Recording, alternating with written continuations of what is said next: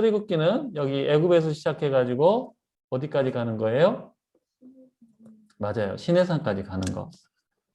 고센에서 시작해서 애굽 땅 고센에서 시작해서 시내산까지 가는 게 출애굽기 여정이죠. 그렇죠? 그다음에 레위기는 어디에 머물러 있는 거예요? 시내산에 머물러 있는 거죠. 1년 조금 정도 머물러 있는 거고요. 그다음에 이제 오늘 우리가 공부할 민수기는요. 시내산에서 드디어 출발을 해요. 근데 1장에서 출발을 하는 게 아니고 10장에서 출발을 해요. 36장까지 민수기가 되어 있는데 한 3분의 1 좀 또 지나서 출발을 하게 됩니다. 그래서 이런 여정이에요. 민수기 여정은. 되게 길 것 같죠? 근데 한 지역에서 거의 한 38년을 머무른다고 보면 돼요. 우리가 이따 보게 될 거고, 이게 이제 민수기이고, 그 다음에 이쪽이, 여기가 이제 모압 평지거든요. 모압 평지라는 곳인데, 여기에서 머무르면서 모세가 마지막으로 했던 설교가 바로 신명기 말씀이 되겠습니다.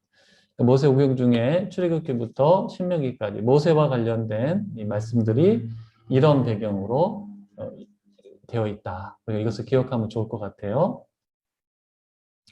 자, 여러분, 민수기라는 책 제목이 창세기, 출애굽기, 레위기, 민수기 네 번째 책이잖아요. 이게 히브리어 성경에 쓰는 제목이 뭐냐면요. 베미드바르예요. 베미드바르. 히브리어 성경은 따로 제목이 있는 게 아니라 히브리 성경의 처음 단어가 제목인 거예요. 그래서 베미드바르라는 뜻이 뭐냐면 광야에서, 노래 제목 같죠? 네. 광야에서라는 말이에요. 민수기가 여러분 이제 시내산에서 출발해서 광야를 지나가는 이야기가 나오거든요. 광야에서 있었던 여러 가지 사건들을 다루고 있기 때문에 베미드바르 광야에서라는 제목이 어울릴 것 같아요. 여러분이라면 어떤 제목을 할 것인지 한번 생각을 해보세요. 우리말 성경에서는 제목이 뭡니까? 민수기죠. 민수기. 백성민자 숫자 기록할 기자 백성의 수를 센 것을 기록한 책이라는 거예요. 그러니까 민수기에 보면 인구 조사를 한 내용들이 나와요. 특별히 1장하고 26장에 이스라엘의 전쟁에 나갈 만한 남자들을 계수하거든요. 1차, 2차 인구 조사가 나와요. 그 다음에 레이지파의 인구 조사도 나오고 그래서 여러 인구 조사가 나오기 때문에 백성들의 수를 세는 기록이 나오기 때문에 민수기라고 하고요. 영어 성경으로는 뭐라 그러냐면 Numbers 이렇게 돼 있어요. 이것은 어디에서 따오는 제목이냐면요. 히브리어 성경을 여러분 우리 신약할 때 배웠는데 헬라어로 번역한 성경은 70인경. 지금 어성경 하신 분들은 들으셨을 거예요. 70인경이라고 하는데 여기서 제목을 이걸로 쓰고 있어요. 그래서 이걸 따와가지고 우리는 민수기라고 하고 있는 거거든요. 여러분 같으면 어떤 제목을 쓰실 것 같으세요? 민수기를 그대로 그냥 쓰실래요? 광야에서를 쓰실래요? 저 같으면 광야에서 이게 더 제목이 맞을 것 같아요. 광야에서의 여러 가지 기록이기 때문에. 그러니까 우리가 이제 민수기 공부를 하면서 이스라엘 백성들이 광야를 다니면서 일어났던 일들, 겪었던 일들, 경험했던 것들을 우리는 이제 책으로 만나는 거예요. 자, 그런 선의예를 가지고, 자, 민수기 주요 장소, 지금 저희가 파란 글씨로 되어 있는 곳이 주요 장소입니다. 한번 따라해 보겠습니다. 시내산, 가데스 바네아, 모압 평지, 네. 시내산에서 1장부터 10장까지 머물러 있다가요, 10장에서 출발을 해요. 그래서 이렇게 가가지고 가데스 바네아에 도착을 합니다. 여기서 유명한 정탐을 행하게 되고, 여기서 바로 못 들어가고요. 이리 가면 가나안이잖아요. 못 들어가죠. 여기서 이제 하나님이 못 들어간다. 광야를 헤맬 거다. 그래서 38년 정도를 이 근방에서 헤매는 거죠. 그리고 거의 40년 끝날 즈음에 이렇게 가가지고 이제 모압으로 가게 되는. 모압 평지까지 가게 되는. 또 그리고 민수기의 기록이 모압 평지에서 22장부터는 모압 평지에 도착해서 일어났던 일들을 기록을 하고 있어요. 그래서 민수기 하면 세 주요 포인트를 딱 아셔야 돼요. 시내산, 가데스바네아, 모압 평지. 같이 한번 해보겠습니다. 시내산, 가데스바네아, 모압 평지. 한번 다시. 시내산, 가데스바네아, 모압 평지. 여기서 여러분 제일 어떤 중요한 장소는 다 중요하지만 가데스 바네아라는 곳을 여러 가지 사건들이 일어났던 곳이기 때문에 여러분이 좀 기억을 하시면 좋을 것 같아요. 그래서 시내산, 가데스 바네아, 모압 평지 이 세 군데를 알아야 되고 시내산에서 그러면 어떤 일이 있었느냐? 1장부터 10장까지 보십시오. 여기 보면 1장 1절이 뭐라고 되어 있습니까?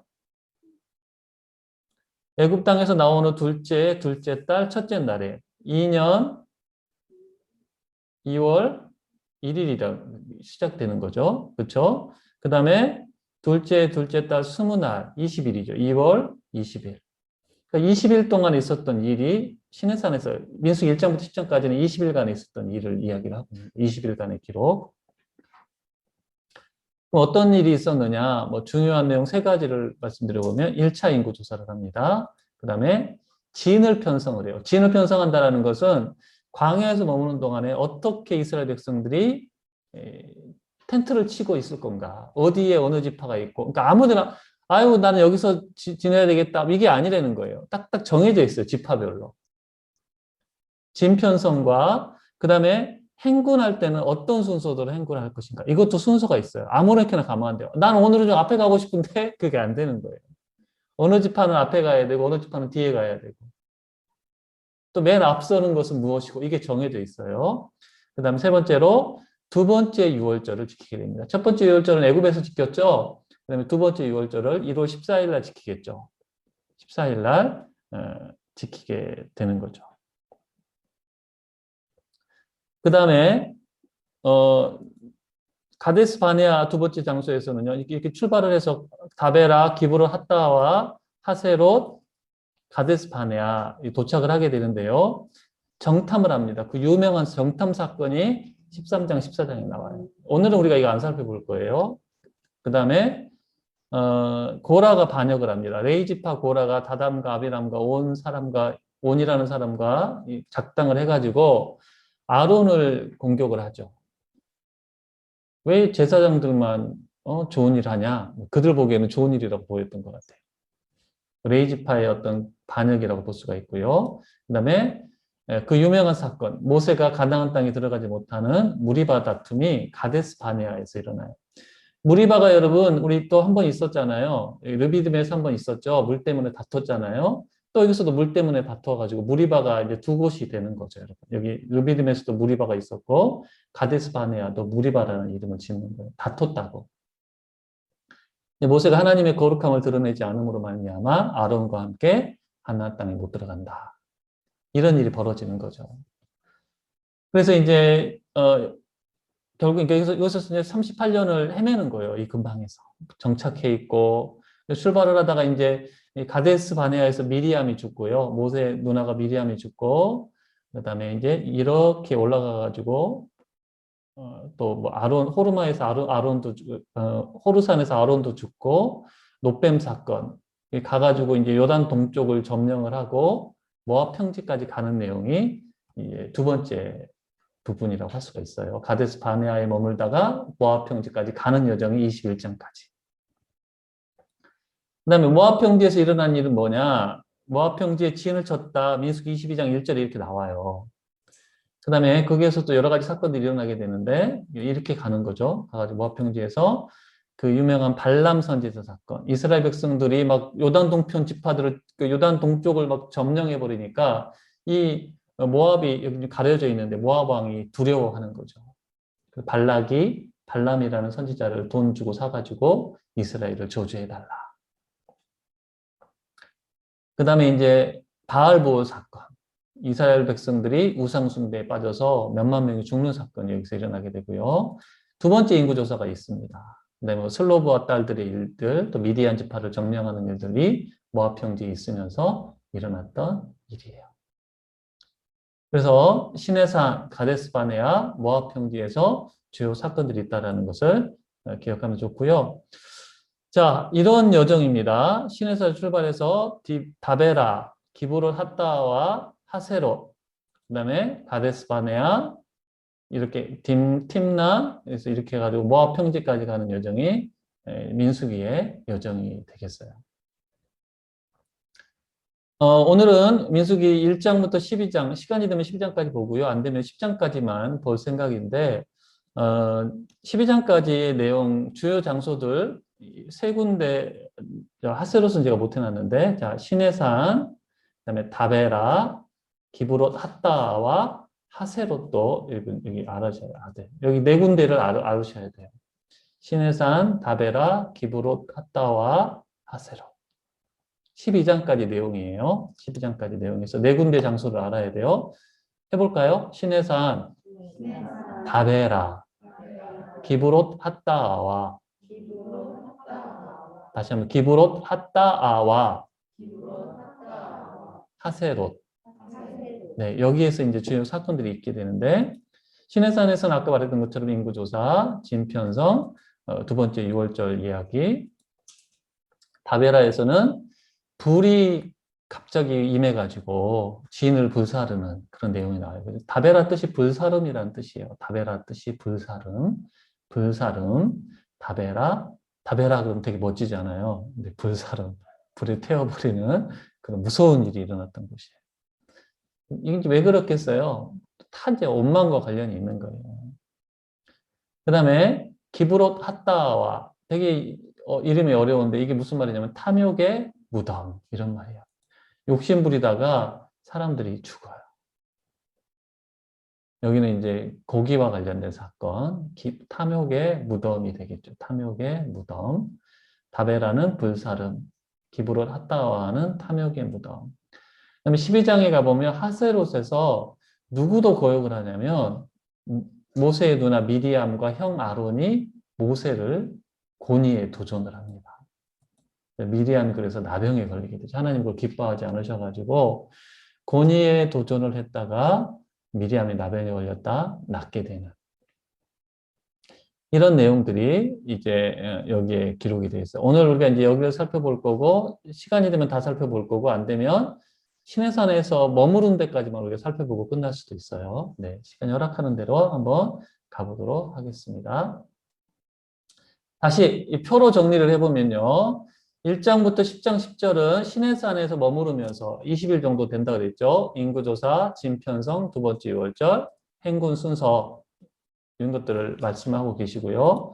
가데스 바네아에서는 10장 11절부터 21장까지 이제 그 모압 평지까지 가는 여정까지 포함이 되는 거예요. 그래서 약 38년이라고 보고 다베라 우리 조금 전에 봤죠. 기브롯 핫다와 그다음 미리암 하세롯에서의 미리암 사건, 정탐 사건, 고라 사건, 무리바 사건, 아론의 죽음, 노뱀, 요단 동쪽 점령하는 사건들이 여기 기록이 되어 있어요.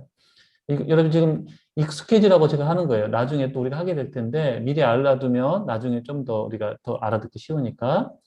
22장부터 36장까지는 모압 평지에서 약 5개월 정도라고 보는데 발람 사건, 부올 사건, 두 번째 인구조사, 슬로보앗의 딸들, 미디안을 정복한 이야기, 도피성 이야기가 나와요. 이런 이야기들이 이제 모압 평지에서 있었던 일. 여러분 세 장소 중요하다고 그랬죠. 시내산, 가데스 바네아, 모압 평지. 딱 민수기를 공부하시면서는 여러분들 이것들을 머리에 딱 넣어놓고 책을 읽어나가면 성경을 읽어나가면 좋을 것 같아요. 자, 시내산에서 있었던 일을 찾아보도록 하겠습니다. 1장부터 10장까지 1장은 이제 인구조사 이야기 네, 이런 쭉 이야기가 나오는데 이건 그냥 그렇게 이해를 하시고 들어가 볼게요. 1장에서 인구조사를 드디어 하게 됩니다. 그러니까 출애굽기에 보면 이스라엘 백성들 향해서 하나님이 여호와의 군대 이렇게 말씀을 하시거든요. 되게 멋진 표현이죠. 오합지졸에 불과한데 그들을 하나님은 벌써 그들에게서 군대의 모습을 보신 거죠. 그리고 또 첫 전쟁도 치르잖아요. 아멜렉과 전쟁도 치르게 되는데 이제 하나님이 전쟁에 나갈 준비를 하게 하셔요. 왜냐하면 가나안에 들어가면 전쟁을 해야 되니까. 싸움에 나갈 만한 남자들을 계수하라. 그래서 지파별로 이제 모세가 아론과 함께 각 지파의 지휘관 한 사람과 함께 12명과 함께 숫자를 세는 거예요. 싸움에 나갈 지파가 우리 가운데 순사가 우리 지파에는 얼마가 되나. 그랬을 때 인구가 얼마가 되는 거예요? 숫자가 60만 3,550명. 이걸 알아둬야 되는 게 2차 인구조사에는 얼마나 될까? 우리가 또 궁금하잖아요. 얼마나 많이 변동이 될까? 40년이 그 사이 흐르는 거거든요. 이때 계수됐던 사람들은 다 죽고요. 2차 때는 이제 새로운 사람들이 숫자를 세게 되는데 그때 인구는 얼마나 될까? 한번 그걸 기대하면서 읽어나가도 재밌는 거죠. 여러분 보십시오. 지파가 12지파인데 여기서 야곱의 12아들 중에 한 명이 빠져 있는데 누가 빠져 있을까요? 잘 보세요. 한 명이 빠져 있어요. 네? 아셈? 요셉? 아, 요셉이 빠져 있죠. 잘 보셔서. 요셉 대신에 그럼 누가 들어온 거예요? 에브라임과 므낫세가 들어온 거예요. 두 아들이 들어온 거예요. 자, 성경을 보면요. 야곱의 12아들 중에 누가 장자의 축복을 받냐면 요셉이 받아요. 장자에게는 유산을 몇 배 주냐면 다른 형제의 2배를 줘요. 그래서 두 아들이 들어온 거예요. 가나안 땅에 들어가서 요셉 지파는 두 곳을 차지하는 거잖아요. 물론 므낫세는 요단 동쪽까지 나눠졌기 때문에 그래서 여러분 이게 되게 재밌는 거죠. 그러니까 장자기 때문에 두 지파. 그러면 한 지파가 빠졌다는 소리네요. 어느 지파?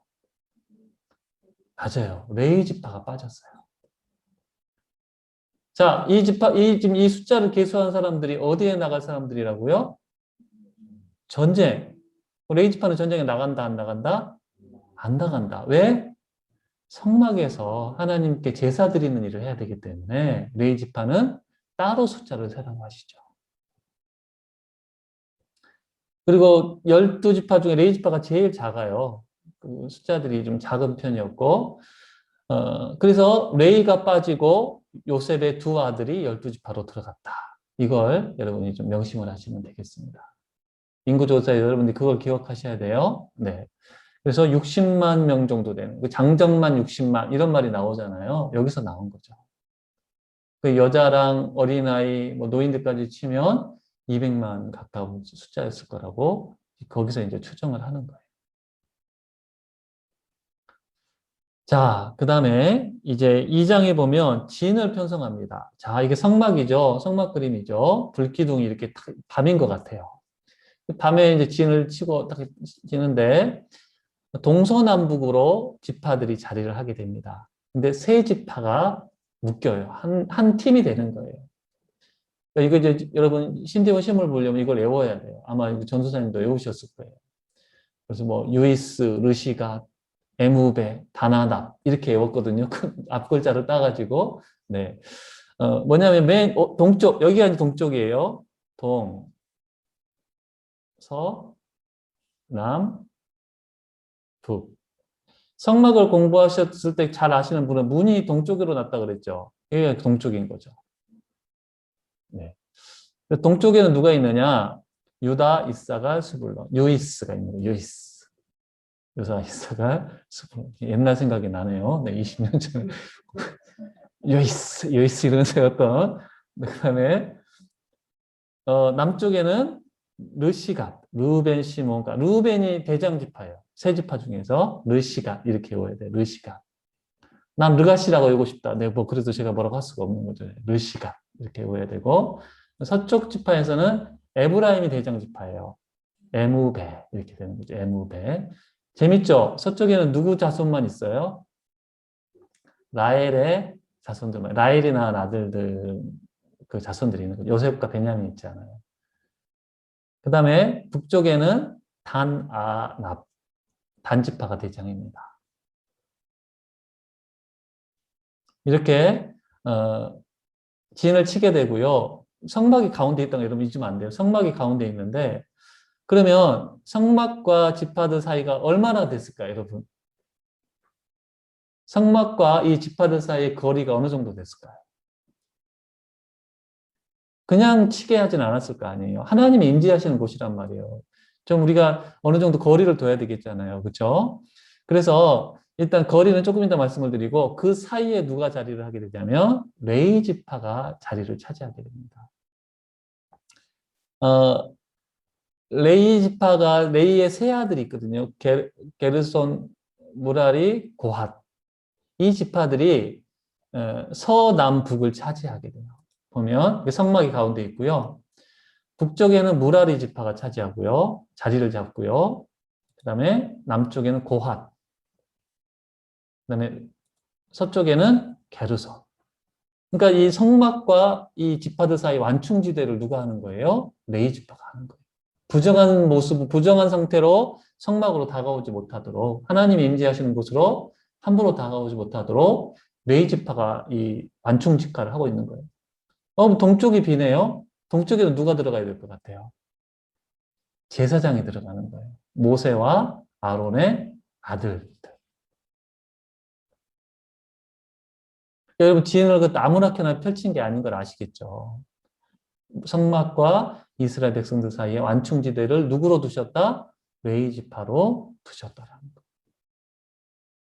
그러면 아까 말씀드렸던 것처럼 성막과 이 지파들 사이 거리가 얼마나 됐을까요? 여기가.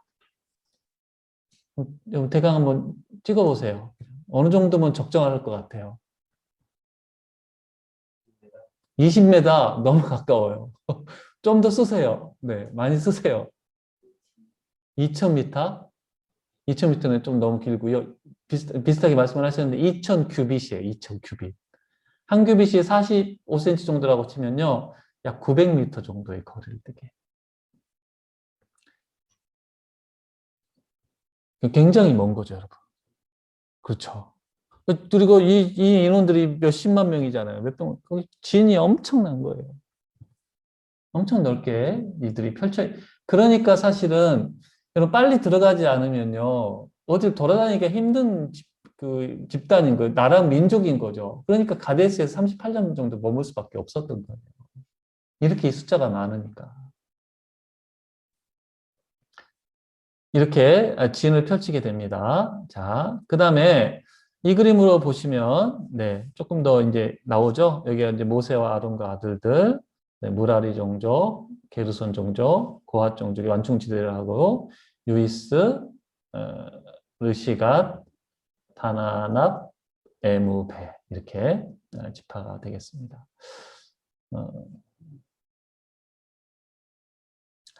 현장에서 나는 이 사진을 좀 갖고 싶다 하시는 분들은 어떻게 하시면 되냐면요. 컴퓨터로 하시는 분들은 프린트 스크립처를 할 수 있는 기능이 있어요. 이걸 딱 사진을 찍으시면 이게 그대로 사진이 찍혀요. 그래서 그림판에다 붙여넣기를 하시면 이것들을 저장하실 수가 있거든요. 네. 나중에 한번 설명을 무슨 말인지를 모르시는데 네. 나중에 설명을 한번 드려야 되겠네요. 자, 그 다음에 이제 행군을 합니다. 행군. 행군 순서도 하나님께서 알려주시는데 아까 말씀드렸죠. 아무렇게나 가면 안 돼요. 나는 오늘 좀 선봉에 서고 싶다. 오늘은 에브라임 지파가 선봉에 이게 아니라는 거예요. 자, 맨 앞에는 뭐가 있냐면요. 언약궤가 앞서요. 언약궤가. 누가 들고 가는 거예요, 언약궤는? 제사장이 들고 가는 거죠. 언약궤를 제사장들이 메고 가는 거예요. 그 다음에 맨 앞에 가는 지파가 뭐냐면 이 유다 지파가 대장 지파가. 리더십 차원에서는 유다 지파가 장자의 권위는 요셉에게 있었는데요. 실질적인 뭐라 그래야 될까요? 영향력은 유다가 강해요. 요셉 할 때도 주도적인 인물이 유다였고 아버지 야곱으로 움직이는 인물이 유다였어요. 유다 지파 팀이 첫 번째로 출발을 합니다. 되게 여러분 용맹한 사람인 거죠. 그 다음에 가나안 땅에 들어가고서도 첫 번째로 점령을 한 지파가 바로 유다 지파죠. 그 다음에 두 번째로는 뭐가 가냐면요. 그 다음에 이 언약궤와 이 지파 사이도 이충규빗이에요. 여러분, 나중에 여호수아 보면 요단강 갈 때 이충규빗을 사이를 두고 이렇게 가죠. 그 다음에 성막이 가는데 성막이 간다는 말은 뭐냐면 성막의 그 외형, 기둥들, 널판들, 천막들이 가요. 좀 이따 설명을 드릴게요. 그 다음에 누가 가냐면 루벤 지파, 시몬 지파, 갓 지파가. 그 다음에가 성물들, 성막 안에 있었던 성물들이 있죠. 분향단, 제단 이런 것들을 고핫 지파가 어깨에 메고 가요. 여기는 수레에 끌고 가요. 여기는 어깨에 메고 가요. 여기는 고핫 지파만 가고요. 여기는 무라리, 게르손 지파가 가게 됩니다. 이좀 설명을 드리자면, 거둘 때는, 성막을 제거할 때는 먼저 성물들을 빼요. 제사장들이 들어가서 성물들을 다 싸요. 그러면 고아지파는 들기만 하는 거예요. 만지면 안 돼요. 그 다음에 이제 게르손 무라리 지파가 그 밖에 외형들을 다 싸고 갈 때는 이게 먼저 가서 쳐놔야지 성물들이 들어갈 거 아니에요. 그러니까 여러분 이 길이도 꽤 되는 거예요. 지파들이 몇만 명인데 줄 서서 간다고 생각을 해보세요. 뭐, 이 진자트로 10km 정도 됐을 거라고 보기도 하는데, 이런 식으로 이동을 하는 거죠. 그 다음에가 이제 에브라임, 므낫세, 베냐민, 마지막으로 단, 아셀, 납달. 그러니까 여러분, 앞에는 유다 지파가 주도적이고요. 뒤에는 에브라임 지파가 주도적인 거예요. 나중에 결국엔 나라가 둘로 나눠지잖아요. 유다 지파 중심의 유다와 에브라임 지파 중심의 이스라엘. 이게 여기서부터도 힘의 균형들이 이렇게 나눠져 있는 거죠. 이 순서로 행진을 한다. 언약궤가 맨 앞에 앞서고 유다 지파 팀들, 성막, 르우벤, 시므온, 갓 지파, 성물, 에브라임, 므낫세, 베냐민 지파, 단, 아셀, 납달리 지파. 아까 인구 조사할 때 세 지파씩 나눠졌던 게 그냥 이유 없이 나눠졌던 게 아니에요. 그게 한 팀이니까 그렇게 나눴던 거죠.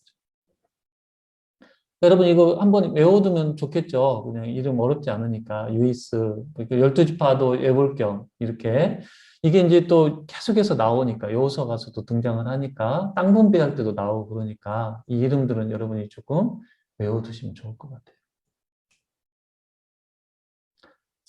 자, 민수기 3장 4장 가보면 이제 그 레이지파가 인구조사와 레이지파가 하는 일들에 대해서 나옵니다. 이것도 좀 알아두시면 좋은데 고앗 자손들은 뭐 하는 거냐면요. 성막 안에 있었던 이 성물들, 아까 말했던 향단, 또 촛대, 금촛대, 그 다음에 뭐 떡상, 물두멍 이런 것들을 어깨에다가 메고 어깨 안 메가지고 여러분 큰일 났잖아요. 다윗 시대 때 언약궤 어깨 안 메고 수레에 싣고 가다가 수레에 실어도 되는 게 있고 수레에 실으면 안 되는 게 있는데 고앗 지파는 반드시 어깨에 메야 되는 것들. 그 성물들을 고아지파가 그러면 아까 포장하느냐 아니라니까요. 제사장들이 먼저 포장을 다 해놔야 돼요. 덮어놔야 돼요. 그걸 보거나 만지면 죽는 거죠. 이거 채를 꿰가지고 어깨에 메고. 그다음에 게르손 지파는 뭘 하냐면 휘장들과 덮개들. 그 성소와 지성소를 가리는 휘장들이 있었죠.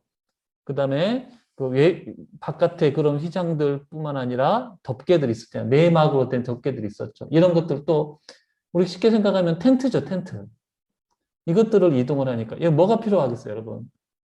이것도 이제 어깨에 맨다는 말도 나오는데 먼 길을 이동하려면 뭘 해야 되냐면 수레가 필요해요, 수레가. 무라르 지파는 더 무거운 거죠. 장막의 널판과 띠, 기둥들과 받침들. 여기도 수레가 필요해요. 이따가 나중에 12지파에서 하나님 앞에 헌물을 드리는데 그때 수레를 드려요. 그랬을 때 이 두 자손들에게는 수레를 나눠주고 거하족산에게 나눠주지 않았다. 이런 이야기가 나옵니다. 그래서 이제 인구조사를 해봤더니 무라리 지파는 6,200명, 게르손 지파는 7,500명, 고앗 지파는 8,600명. 해보면 22,300명이거든요. 여러분 민수기 읽어보면요. 근데 이렇게 해놓고 숫자를 22,000명이라고 그래요. 여기에서도 여러 가지 의견들이 있는데 뭐 잘못 셌다, 뭐 오자를 이자로 우로 봤다, 삼자를 뭐 육으로 봤다, 뭐 이런 의견들이 있는데 그것보다는 이 레이지파의 장자를 뺀 숫자일 거라고 봐요. 여러분 거기까지 알 필요가 없는데 혹시 또 이제 궁금하신 분들은 다 더해 보시는 분들이 있어가지고 이 숫자가 안 맞네 300이 이래가지고 또 막 이건 뭐야 궁금하실까 봐 그냥 말씀을 드리는 거예요. 그러니까 아마 레이지파의 그 장자들은 뺀 숫자일 거다. 그래서 22,000명이다 이렇게 봅니다. 자, 이렇게 보고요. 5장에 가면 어떤 이야기가 나오냐면 이제 부정하게 된 사람, 부정한 것과 접촉해가지고 부정하게 된 사람들 어떻게 처리해야 되는지가 나오고 중요한 이야기는 주된 내용은 뭐냐면 남편이 아내를 의심을 해요. 우리 아내가 다른 남자와 잘못된 관계를 맺은 것 같은데 이것들을 좀 밝혀주십시오. 이게 참 여자 입장에서 되게 억울한 일이죠. 그렇죠? 그랬을 때 이걸 밝히는 절차들이 나와요. 여인은 소재물을 가져와야 되고 이제 저주의 글을 쓴 물을 빨아가지고 그 물을 마시게 해요. 자기는 절대 그런 일이 없다라고 맹세를 하게 하면서 물을 마시게 해가지고 만약에 다른 남자와 동침한 일이 없으면 임신하게 되는 축복을 누리게 되고요. 만약 그것이 사실인데 이렇게 부정했다 그러면 여인이 배가 붓고 다리가 붓고 이렇게 해서 아주 무서운 병에 걸리는 그런 일이 이제 민수기 5장에 기록이 되어 있는 거죠. 6장에서는 나실인 규정이 나와요. 나실인은 태어나면서부터 하나님을 섬기도록 바쳐져 있는 사람을 말하는 거죠. 대표적인 인물이 삼손, 또 신약에 오면 세례, 요한, 그렇죠. 세 가지를 하면 안 돼요. 뭐냐면 포도와 관련된 술이나 어떤 것도 먹으면 안 돼요. 이스라엘의 포도가 그렇게 달대는데 이걸 먹으면 안 돼요. 두 번째로 머리를 자르면 안 돼요. 머리를 길어야 돼요. 그러니까 이제 평생을 나시린으로 바쳐진 사람이 있고 일정한 기간을 나시린으로 바쳐진 사람들도 있어요. 그러니까 나는 얼마 기간 동안 하나님께 온전히 헌신하고 싶습니다. 그동안의 머리를 자르면 안 되는 거죠. 하나를 또 뭘 하면 안 되냐면 시체하고 접촉을 하면 돼요. 만약에 나시린 기간 동안에 이렇게 이걸 해버렸으면 다시 그 정결하게 하고 난 다음에 다시 해야 돼요. 근데 사사시대에 나오는 삼손은요, 이 세 가지를 다 범해요. 나시린이면서 포도주도 술도 마시고, 머리도 나중에는 잘리고, 또 시체에서 꿀 떠서 먹고, 이런 정말 자기 소견에 오른 대로 했던 사사가 바로 삼손이죠. 안타깝게도. 그 다음 6장에는 제사장의 축복문. 우리 같이 한번 읽어볼까요? 참 좋은 말씀인데. 시작. 여호와는 내게 복을 주시고 너를 지키시기를 원하며 여호와는 그의 얼굴을 내게 비추시기를 원하며 여호와는 그 얼굴을 내게로 감아 주시기를 원하노라. 네. 제사장들이 백성들을 향해서 이런 축복을 하라는 거죠. 그러니까 저는 잘 이걸로 축도를 하지 않는데 목사님들 중에 이 말씀으로 축도하시는 분들도 있어요. 이제는 우리 주 예수 그리스도의 은혜와 저는 이걸 많이 사용을 하는데 이것도 축복 기도문인 거죠. 제사장들이 백성들을 향해 제사장만 목사님만 할 수 있는 아니에요. 여러분도 이곳으로 서로를 축복할 수 있는 거죠. 우리도 왕 같은 제사장들인데 모두가 그렇죠. 그 다음에 7장에는 이제 12지파가 헌물을 드립니다. 각 지파에서 똑같은 헌물을 드려요. 여러분 7장에 가보면 이게 12번이 반복이 돼요. 어느 지파 누가 이걸 뭘 하나와 뭘 하나와 뭐 하나와 이 말이 12번이나 반복이 되는데 굉장히 길죠. 그래서 음반 하나, 은발이 하나, 여기에는 소재물로 기름 섞은 고운 가루를 드려야 되고 금그릇 하나와 여기에 향을 담아야 되고 번제물, 속죄제물, 화목제물을 이 제사에 쓰도록 성막을 운영하는 데 쓰도록 각 지파에서 드리라고 하시는 거죠. 그리고 수레도 빠졌네요. 수레를 또 두 지파마다 하나씩 수레를 드리도록 하죠. 그 다음에 레인을 요제로 바치는 내용이 8장에 나옵니다. 요제는 흔들어서 드리는 제사죠. 이렇게 흔든다는 말이 나오죠. 흔들어 바치는 제물, 이게 요제라는 말이에요. 그러니까 나를 하나님께 요제로 드렸습니다. 그러면 나를 흔들어서 주님께 바쳤습니다. 이런 말이 되겠죠. 자, 왜 요제로 바쳐야 되느냐? 같이 한번 읽어보겠습니다. 시작.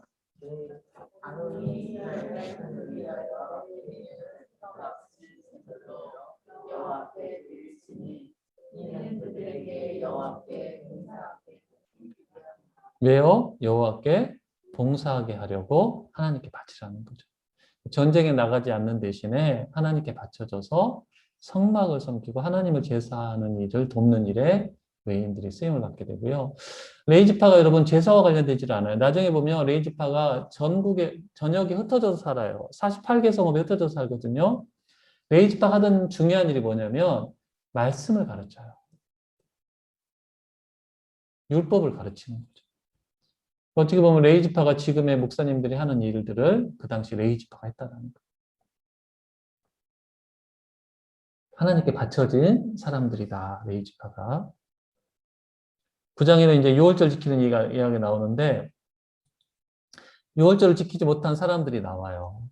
그래서 시체를 접촉해가지고 우리 어떻게 해야 되냐 6월절 지키고 싶은데 그랬더니 둘째 달 14일에 지키라고 하나님께서 말씀을 하시죠. 여행을 갔거나 시체와 접촉해가지고 첫째 달에 6월절을 못 지킨 사람은 둘째 달에 6월절을 지켜라 이렇게 말씀을 하시죠.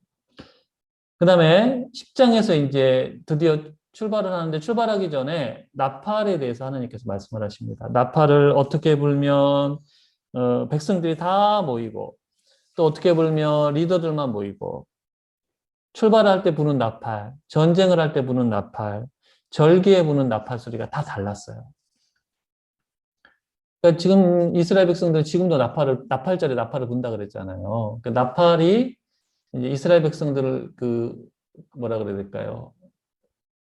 지휘하는 하나의 수단이었던 거죠. 뭐 지금처럼 뭐가 있습니까? 뭐 무전기가 있었던 시대도 아니고 또 확성기가 있었던 시대도 아니니까 나팔로 이것들을 규정을 했다는 거죠. 그래서 나팔을 보면 하나님이 이렇게 말씀을 하시는데 이 말씀도 좀 읽어보겠습니다. 시작.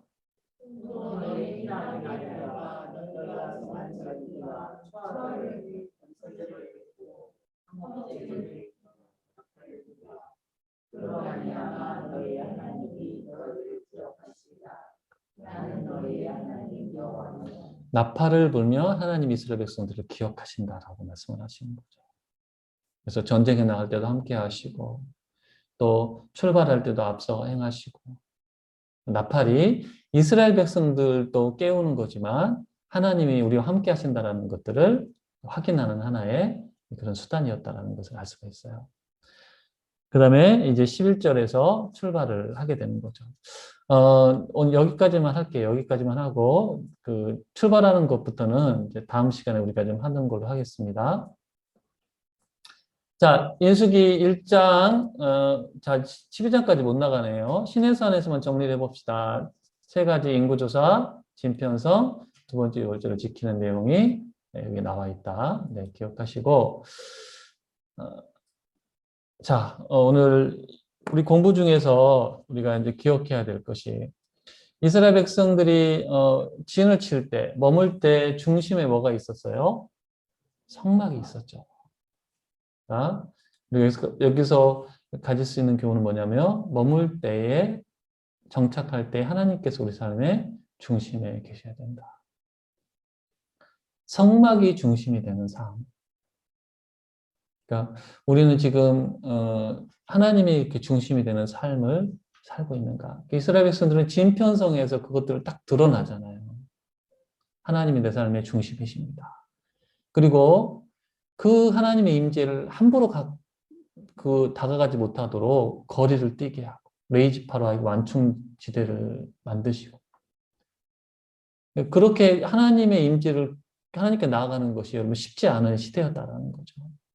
근데 우리는 지금 예수님께서 휘장을 찢으시고 육체로 휘장을 찢으셔서 우리는 하나님 앞에 나가고 하나님이 우리 안에 계시는 놀라운 임재를 우리가 지금 누리고 있는 여러분 대단한 사건이 제가 공부하면서 정말 우리가 엄청난 은혜를 누리고 있구나. 그렇게 다가갈 수 없었던 하나님이 우리 안에 계시는 성령으로 계시는 놀라운 은혜를 우리가 누리고 있구나.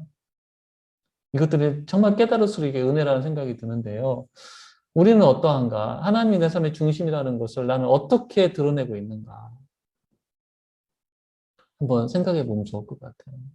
무슨 일이 있어도 하나님께 예배하는 것을 내가 놓치지 않는다든지, 내 삶의 시작을 하나님 앞에 내가 말씀을 읽고 기도하는 것으로 시작한다든지, 뭐 이것으로든지 어떻게든지 내 삶의 중심에 하나님이 계시다라는 것들을 또 하나님께 드려야 될 것들을 반드시 드리는 것. 이런 것들이 하나의 내 삶의 중심에 하나님이 계시다라는 것들을 드러내는 어떤 우리의 표현이 되겠죠. 뭐 그것 말고도 여러 가지 들이 있을 것 같아요.